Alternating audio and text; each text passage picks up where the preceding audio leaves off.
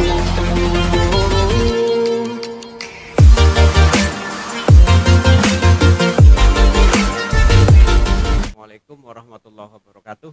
Waalaikumsalam warahmatullahi wabarakatuh. Selamat sore Bu Hartini. Selamat sore Pak. Apa kabar?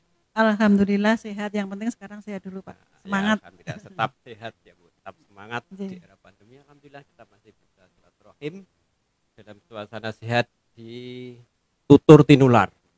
Olah pikir dan olah rasa untuk bangsa. Iya. Alhamdulillah tamu kita hari ini spesial. Memasuki bulan Kartini April 2021, tutur tinular sengaja menghadirkan tokoh-tokoh perempuan. Alhamdulillah sekarang tamu pertama kita di hari Kartini adalah Bu Hajah Sri Hartini ST, anggota DPRD Provinsi Jawa Tengah, Komisi D. Pertama mungkin saya akan bicara yang ringan-ringan Bu. Iya betul. Nah, jadi, kalau berat-berat ini orangnya sudah berat Pak. Yang ringan-ringan dulu.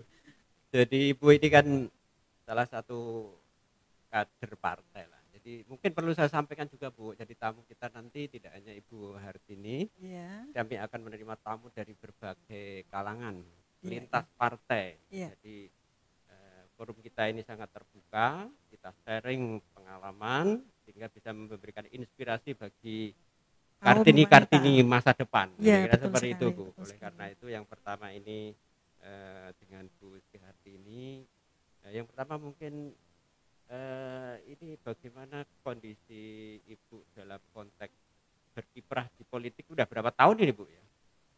Saya masuk di politik itu tahun 2012. 2012. Ya betul. Kemudian tahun 2014 kami mencalonkan diri sebagai anggota DPRD Provinsi Jawa Tengah. Alhamdulillah terpilih. 3,5 tahun saya mundur karena mendapatkan tugas dari partai untuk mencalonkan Bupati Kudus. Belum berhasil.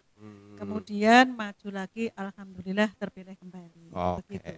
Ya, selamatlah saya sebagai bagian dari warga Kudus merasa bangga ada kader perempuan karena perjuangan Kartini mungkin hampir 1 abad yang lalu paling tidak sudah membuahkan hasil. Ke depan harus lebih banyak Bu ya kader-kader perempuan. Iya, betul sekali. Nah, ini mungkin kader-kader perempuan juga merasa was-was atau mungkin khawatir kalau terjun di dunia politik. Ini bagaimana Ibu membagi waktu antara urusan publik dan urusan domestik? Iya, betul sekali. Bahwa memang perempuan ya selama ini kan masih merasa bahwa perempuan itu tidak layak berkiprah di politik, kemudian bekerja atau apa dan lain-lain. Hanya berpikir bahwa perempuan itu cukup di rumah, istilahnya konco wingking. Tapi menurut saya itu adalah saya tidak setuju sekali. Karena apapun perempuan itu kan sekarang apalagi sudah diatur di dalam undang-undang bahwa tentang dunia politik itu sudah diatur bahwa pemenuhan perempuan atau gender itu 30%. Ya, jadi kalau partai politik gendernya nggak ada, perempuan yang nggak ada 30% kan nggak bisa. Harus. Namun apa yang terjadi itu di lapangannya itu memang kadang-kadang hanya sebagai memenuhi syarat aja. Nah, itu jadi, yang menjadi masalah. Ya betul, itu ya. Asal-asalan. Misalnya ada kader, adikmu perempuan, dimasukkan calon, tapi dianggap itu calon-calon yang tidak potensial. Sedangkan menurut saya pribadi Pak, saya di dunia politik, memang perempuan itu bedanya dengan laki-laki. Kalau perempuan itu bisa berpikir bercabang-cabang. Jadi mikir pekerjaan, mikir rumah tangga, mikir partai politik, kemudian kedewanan gitu dan lain-lain. Tapi kalau laki-laki mungkin nggak bisa. Itu mungkin salah satu kelebihan. Ya, betul. Tapi ya mungkin laki-laki juga ada Bu yang multitasking. Saya ini membela perempuan loh Pak. Iya, saya setuju itu Bu. Cuman gini, mungkin sebelum masuk ke diskusi polemik 30% ya. Saya ingin tukar pengalaman dulu ya Ibu. Ini supaya generasi perempuan atau kader perempuan ini tidak khawatir. Bagaimana harus membagi urusan keluarga dengan urusan publik gitu ya Bu. Jadi bagaimanapun tetap sebagai seorang ibu dalam keluarga juga tetap jalan, politik Betul. juga jalan gitu Betul ya. sekali. Ada nggak hambatan-hambatan internal, lalu kemudian bagaimana solusinya sebelum masuk ke hal-hal yang besar nanti urusan bangsa? Iya, betul sekali. Gimana Bu? Jadi gini Pak, pertama kali bahwa perempuan itu apapun yang dilakukan harus seizin keluarga dulu. Itu yang nomor satu kan. Berarti seperti saya ini misalnya dulu waktu memutuskan kami masuk ke dunia politik tentunya sudah seizin suami dan keluarga atau anak-anak terutama. Jadi setelah jadi ini saya kira tidak ada keluhan, tidak ada masalah. Dan kami sebagai seorang istri, sebagai seorang politikus, sebagai seorang ibu, tentunya kami harus bisa memerankan semuanya itu. Jadi bukan berarti perempuan, bukan berarti saya ini ke dunia politik terus mengabaikan pekerjaan rumah. Gitu ya. Sebagai ibu, sebagai istri tidak, kami bisa membagi waktu. Gitu. Seperti Kartini dulu ketika membangun sekolah perempuan itu tujuan utamanya kan bagaimana agar perempuan itu juga mampu menjadi seorang pendidik dalam keluarga. Betul sekali. Nah peran ini tuh Bu, supaya pesan Kartini itu tetap diuri-uri, jadi urusan keluarga, pendidikan dalam rumah. Meskipun itu juga tidak hanya perempuan ya, laki-laki ini tanggung jawab pendidikan keluarga kan berdua. Betul. Tapi bagaimana ketika sudah berkiprah di urusan domestik, tentu ibu punya strategi itu bisa ditularkan pengalamannya. Oke Pak, jadi betul sekali. Jadi kami menyadari sebagai perempuan atau kami di dunia politikus itu kami tidak pernah meninggalkan tugas-tugas kami sebagai seorang ibu dan istri tentunya.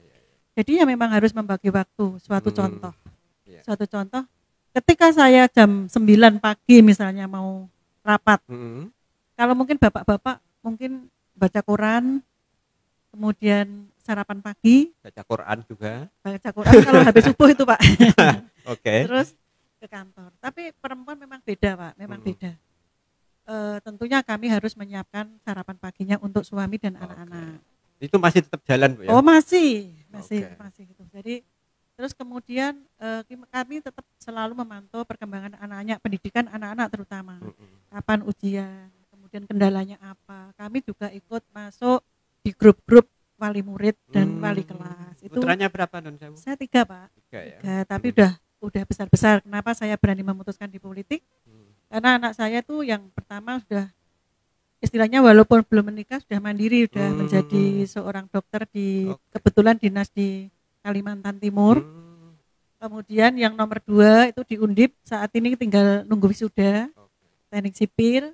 Kemudian yang ketiga baru akan masuk kuliah ini.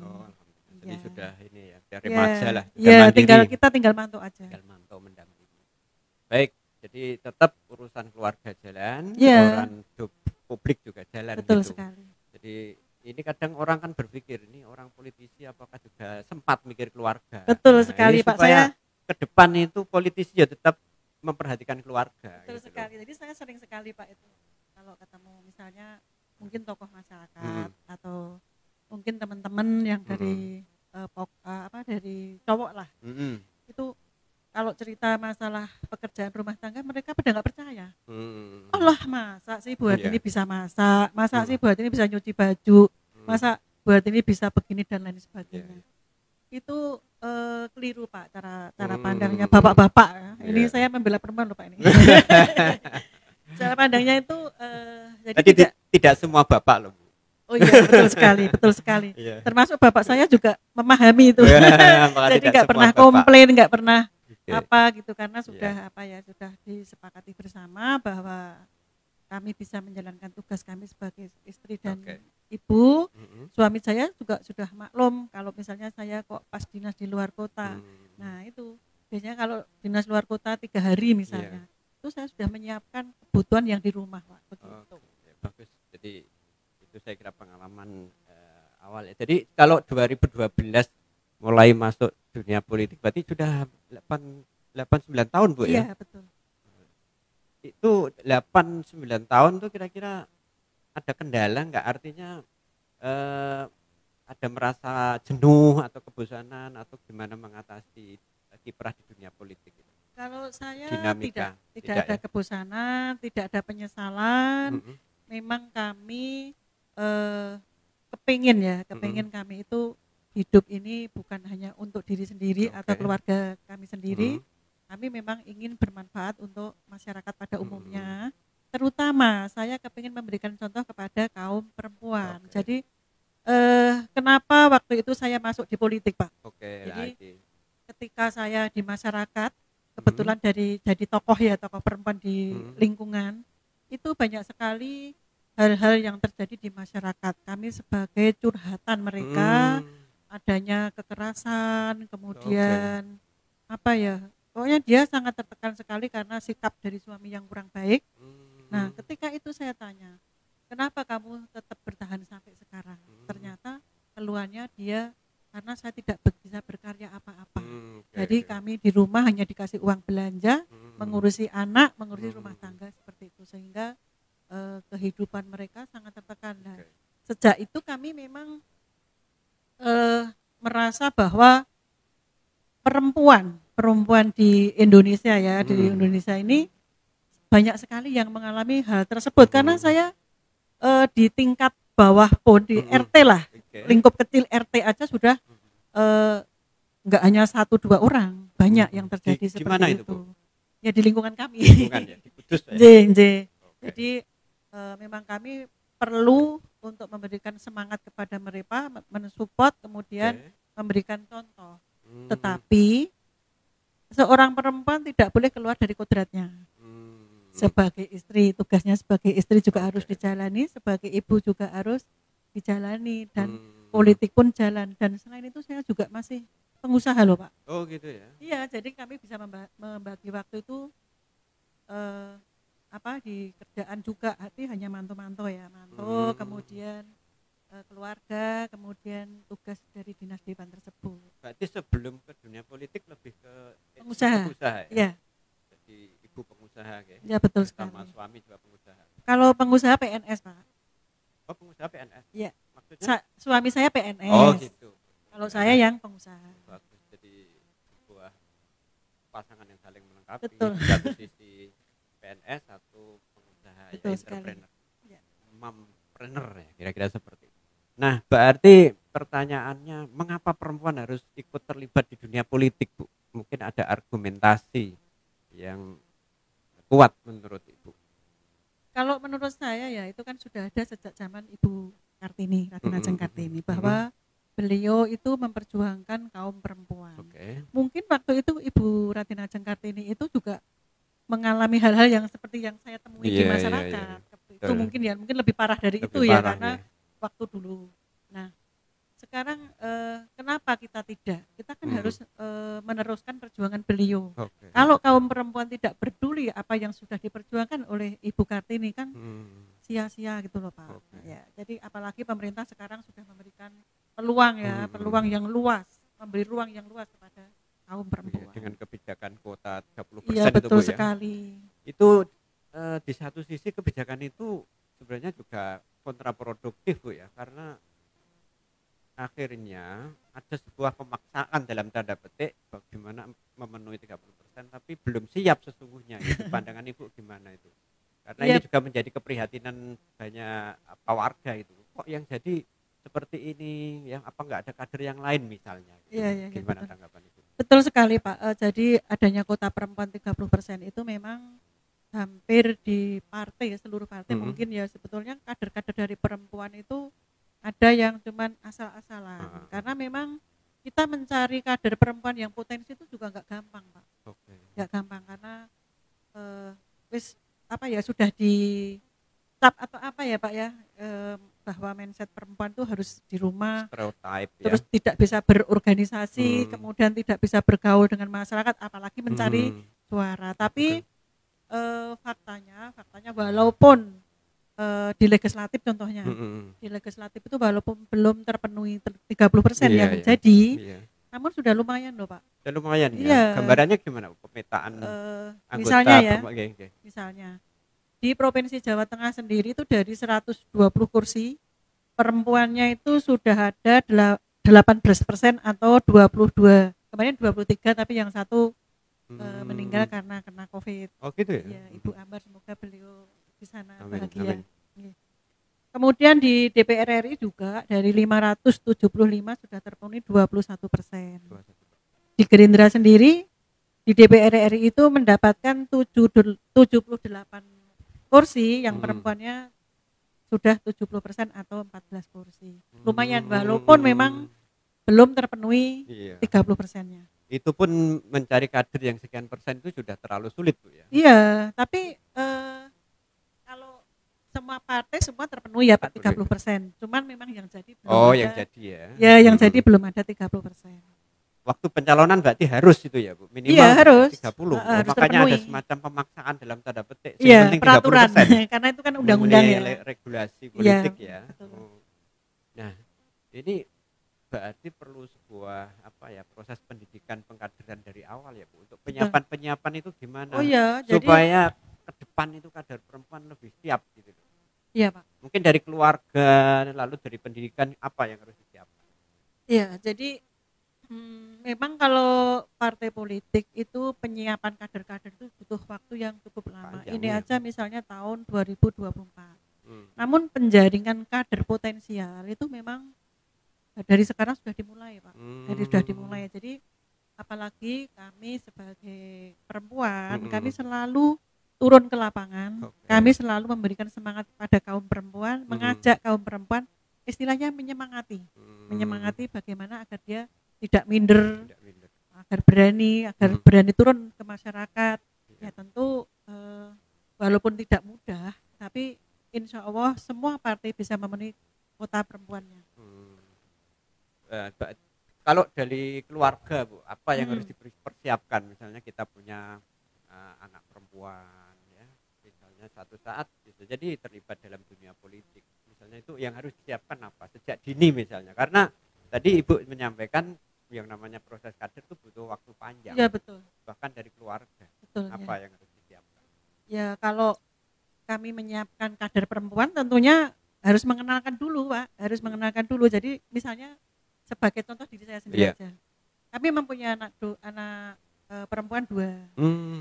Tapi kami tidak pernah memaksa harus kemana, tidak pernah, biar mereka menentukan pilihan hidupnya nanti. Masa depannya itu bagaimana. Namun sesuai passionnya lah. Ya, namun kan karena orang tuanya di dunia politik, tentu kami sering cerita kepada mereka bahwa menjadi anggota DPR itu memang tidak mudah, di dalam untuk dipilih oleh masyarakat kan kita harus pendekatan ke masyarakat. Apalagi provinsi ini mempunyai 3 atau daerah pemilihan itu 3 kabupaten itu kan luas ya Pak ya. Kemudian kami juga memberikan contoh, misalnya kami ada kegiatan-kegiatan terhadap masyarakat, terutama kegiatan sosial ya. Anak kadang-kadang kalau mereka bisa, ya kami mengajak mereka. Nah, keputusan nanti apakah dia tertarik atau enggak, ya mungkin pada saatnya nanti beliau akan memutuskan. Biarkan anak memilih sendiri. Ya, betul sekali. Saya kira tidak bisa kita kemudian memaksakan. Enggak bisa. Karena setiap anak punya passionnya sendiri-sendiri. Betul. Ya paling tidak mengkondisikan ya, conditioning itu ya, di samping pendidikan di lembaga pendidikan formal juga diperhatikan ya. Nah, ada enggak Bu, ini kan sudah 12 tahun ini, suka dukanya apa Bu, kira-kira yang bisa besar supaya menjadi pertimbangan para pendengar ini? Suka dukanya apa ya? Kalau suka tentunya terutama banyak saudara. Sebelum kami di politik, kita kan hanya teman, kemudian saudara hanya sebatas saudara ya, atau sahabat atau apa. Namun setelah di dunia politik, karena kami sering turun ke bawah, itu keluarga semakin banyak, banyak sekali. Bahkan kami mengetahui bahwa masyarakat di bawah itu ada yang seperti ini, beraneka macam. Warna-warni. Jadi ya baik itu dari segi ekonominya menengah, kemudian ke bawah, kemudian kita bisa membantu mereka, itu sebuah kebanggaan yang luar biasa, Pak. Nah, kalau dukanya, ya dukanya tentunya kita harus mengatur waktu. Mengatur waktu ya. Karena kita sebagai wakil rakyat otomatis ketika dibutuhkan rakyat kita harus selalu harus siap. Di samping keluarga, kepentingan keluarga dan lain-lain. Namun kalau itu dijalaninya dengan ikhlas, kemudian didukung oleh keluarga, enjoy aja Pak. Oke, bagus ini. Jadi terutama untuk teman-teman para pelajar ya, terutama ini Ibu kan paling enggak bagian dari dalam komunitas santri lah gitu Bu. Jadi ini kita bicara dalam konteks masyarakat santri. Iya. Bagaimana memposisikan agama dalam konteks politik perempuan atau women leadership, posisi agama dikemanakan kira-kira. Nah ini penting ini. Ini ahlinya malah penjenengan ini sebetulnya. Iya, tapi praktisinya jenengan. Praktisinya Ibu. Kalau saya selaku politisi, tentunya agama itu memang tidak bisa diabaikan. Namun karena ini sebuah tanggung jawab juga ya di dunia politik, itu sebuah tanggung jawab. Menurut saya sepanjang itu diizinkan dari keluarga, menurut saya nggak apa-apa ya Pak ya, karena kan apapun yang kita lakukan harus seizin suami. Nah kemudian kewajiban-kewajiban kita, suatu contoh ini kolaborasi antara agama dan politik ya Pak ya. Jadi gini, kita itu kan sering misalnya sodako, kemudian membantu fakir miskin, anak yatim, dan lain itu kan sebuah kewajiban kita ya. Tapi ketika kita di politik itu kita akan mengetahui Pak secara luas, oh bagaimana sih masyarakat membutuhkan kita, di mana sih masyarakat yang sangat membutuhkan kita. Nah, kalau kita bisa memecahkan permasalahan itu, membantu masyarakat terutama yang kalangan menengah ke bawah, terutama yang miskin itu kan banyak sekali ya Pak sekarang. Nah itu suatu kebanggaan buat kami secara pribadi, itu bangga sekali bahwa kami selain ada kepentingan politik ya, kalau kita harus membedakan ini ada kepentingan politik dan ini untuk agama. Jadi memang kami berusaha untuk membedakan. Jadi kalau kita membantu jangan berharap nanti itu kowe milih saya. Nah ini yang seringkali salah alamat Bu ya. Jadi apapun yang kita lakukan saat ini kan masih punya tanggung jawab di akhirat nanti. Jadi itu memang sebagai pertimbangan. Jadi mana yang murni itu memang untuk akhirat, mana yang untuk kepentingan. Jadi harus membedakan itu. Oh, jadi kalau kita mau jujur sebenarnya pesan agama kita sebagai muslim kan rahmatan lil alamin Bu ya. Jadi memberikan cinta kasih sama manusia. Iya, betul sekali. Seorang politisi kalau mampu untuk menjadikan itu sebagai landasan teologisnya, saya kira berpolitik itu menjadi sebuah ibadah. Iya, betul sekali. Memang kan sejak Nabi ada politik, Pak. Itu ya Bu. Jadi para santri, mungkin para santriwati juga ya, saya kira tidak perlu alergi dengan dunia politik ya Bu ya. Iya. Jadi karena ya siapapun ya itu suatu hasanah kita ya, para nabi, lalu kemudian banyak sekali kader-kader terdahulu itu juga melibatkan kaum perempuan. Ratu Kaliamat itu juga seorang perempuan yang membawa kejayaan Jepara. Gitu. Nah, tadi hubungannya dengan agama. Jadi kalau bicara etika politik Bu ya, etika politik ini kan di samping etika dalam konteks kita sebagai seorang beragama, etika dalam konteks etika publik ya Bu.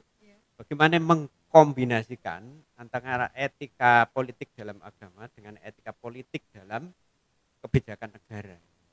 Itu kan dua hal yang berbeda, tapi sebenarnya bisa titik temu. Mengkompromikan, komprominya gimana gitu?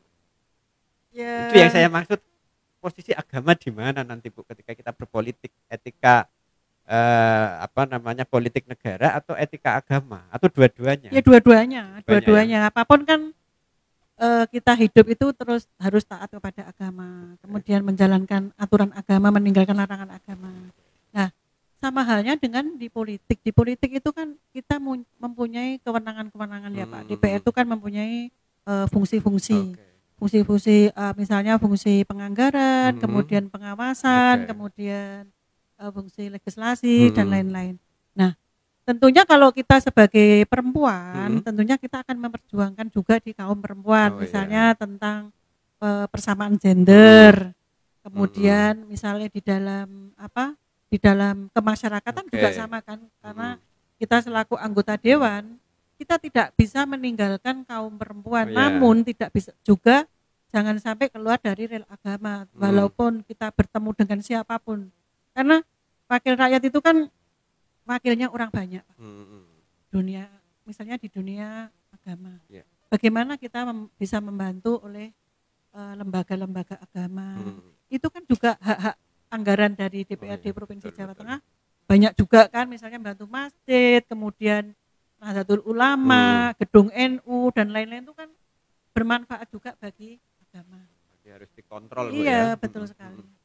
Jadi sebenarnya tugas politisi itu apa sih, Bu, sesungguhnya? Ini supaya publik tahu ya, seorang politisi ini tugasnya itu apa sih? Berat enggak sih sesungguhnya?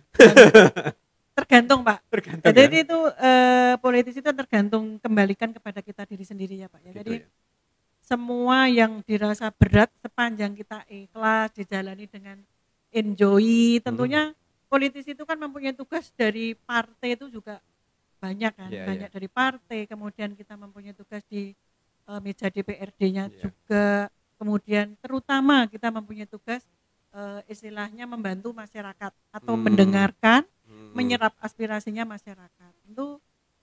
Itu tidak mudah sih, Pak. Cuman kalau kita jalani dengan ikhlas dan senang hati, tidak ada masalah. Nah, itu ikhlas. Jadi tidak usah dikhawatirkan. Jadi dan menurut saya sebetulnya perempuan di politik itu lebih mudah loh, Pak. Oh gitu ya? Iya, lebih mudah diterima oleh masyarakat karena mayoritas penduduk Indonesia kan dari perempuan ya. Presentasinya besar dari perempuan. Nah, kalau kita sebetulnya pendekatan terhadap perempuan dengan melalui organisasi apapun itu lebih mempunyai komitmen, Pak. Jadi saya bukan nganu ya, bukan. Pendekatannya lebih diterima mungkin. Iya, karena dan saya juga sama. Kalau saya terhadap perempuan tuh lebih berkomitmen. Jadi ketika perempuan ngomong A ya mesti A. Ketika ngomong BB, tapi kalau bapak-bapak itu kadang-kadang tapi besok ada yang mendekat lagi yo B gitu. Jangan marah loh bapak-bapak. Semoga tidak semuanya. Oh tidak. Kasuistik gitu, Bu. Kasuistik ya. Jadi itu sebenarnya tantangan kita ya.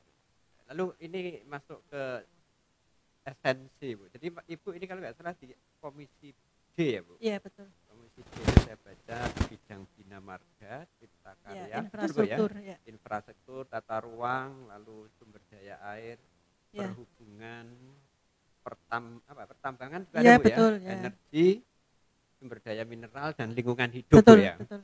Ini saya kira ruang yang sangat strategis, Bu, ya. Ya, ini ruang pekerjaan laki-laki ya, Pak. Sebenarnya sih nggak ada pekerjaan laki-laki atau perempuan, Bu, ya. Jadi bisa laki-laki atau bisa perempuan. Ini supaya tidak bias gender. Tapi ini ruang yang sangat strategis dalam konteks tata kota maupun tata provinsi ya, bagaimana membangun lingkungan yang ramah anak misalnya. Apa terobosan-terobosan Ibu selama ini dalam konteks ini? Dari anggota DPR sendiri itu kan dari 120 anggota dewan itu terbagi menjadi 5 komisi A, B, C, D, E. Ya, kebetulan saya di komisi D itu bidang infrastruktur. Mungkin dari penempatan dari partai kami mungkin disesuaikan dengan pendidikan. Karena memang kami dari teknik sipil. Teknik sipil, Bu, ya. Ya, dan usaha saya dulu juga bergerak di bidang teknik sipil infrastruktur. Dulu di Jogja kuliahnya atau di mana? Enggak, di Semarang. Di Semarang ya. Jadi tidak, artinya apa ya, dan itu juga selain pembagian komisi itu masih ada alat kelengkapan dewan. Alat kelengkapan dewan itu ada badan musyawarah, kemudian badan legislatif, kemudian ada banggar dan lain-lain. Jadi kebetulan kami masuk di dalam anggota banggar, badan anggaran. Jadi dari masing-masing fungsi itu kan arahnya ke sendiri-sendiri ya. Mungkin di komisi kami memang di bidang infrastruktur. Tapi gitu di Banggar kami memang ada fungsi penganggaran ini lebih maksimal. Mungkin ketemunya dari seluruh SKPD. Di provinsi kan SKPD ratusan ya, Pak ya. Jadi kami ketemu sama mereka baik itu pengawasan maupun penetapan anggaran dan lain-lain itu kan bersama eksekutif. Jadi memang tugasnya sudah terbagi sih, Pak. Kalau di komisi sendiri tugas yang paling utama adalah pengawasan. Jadi kami juga terjun ke lapangan. Jadi tadi saya ketemu dengan masyarakat, terutama kelompok tani, karena dengan SDA banyak sekali yang mengeluh kayak gitu. Nah itu nanti karena konteks saya saat ini adalah kunjungan dapil. Jadi di Provinsi Jawa Tengah itu ada beberapa hari jadwal untuk kunjungan dapil. Kunjungan dapil itu untuk turun kepada masyarakat, untuk menemui masyarakat, kemudian memantau masyarakat. Kalau saat ini lagi adanya pandemi COVID, ya tentu kami ikut memantau perkembangan pandemi COVID di dapilnya masing-masing. Gitu. Itu menyerap aspirasi juga. Kontrolnya Bu ya, itu betul, terutama ya. untuk peran kontrol ya. Betul sekali. Terutama misalnya apa ya, mungkin yang menderita COVID ini laki-laki atau perempuan yang banyak, kemudian kebutuhan perempuan itu dalam ketika sedang di rumah sakit seperti apa kan perlu dikontrol juga Bu ya. Betul sekali. Kebutuhan laki-laki dan perempuan kan beda Bu ya. Beda enggak ya? Beda. Terutama dalam konteks kebutuhan hidup ya. Ruang kamar mandi aja juga beda biasanya ya. Beda Bu ya. Ini kan perlu ada kontrol ya Bu. Betul. Nah, bagaimana peran kontrol itu dalam konteks mengawal kebutuhan perempuan Bu? Kalau saya sifatnya itu umum ya Pak. Kalau umum, di ya? komisi kan umum. Sebetulnya gitu. Tentang perempuan itu ada dinas yang menangani sendiri ya. Gitu. Dinas pemberdayaan perempuan dan anak itu. Iya. Cuman itu kebetulan bukan menjadi wilayah kami, itu menjadi wilayah komisi E, bidang sosial. Namun di DPR sendiri kan juga ada pansus, kemudian dalam pembentukan perda-perda itu kan dibentuk pansus lah. Kadang-kadang kita masuk terserah ya dari fraksi kita mau dimasukkan ke pansus apa, misalnya pembuatan perda tentang perempuan dan anak, ya otomatis kita larinya ke sana. Jadi kalau secara di DPR komisi itu kan sudah dipisah-pisahkan. Jadi kami memang di komisi D tentunya di bidang infrastruktur, tapi kalau periode dulu kami di komisi C. Komisi C itu membidangi tentang pendapatan. Jadi kami fokusnya juga di pendapatan. Dulu di C ya? Yeah. Baru pindah di D sekarang di D.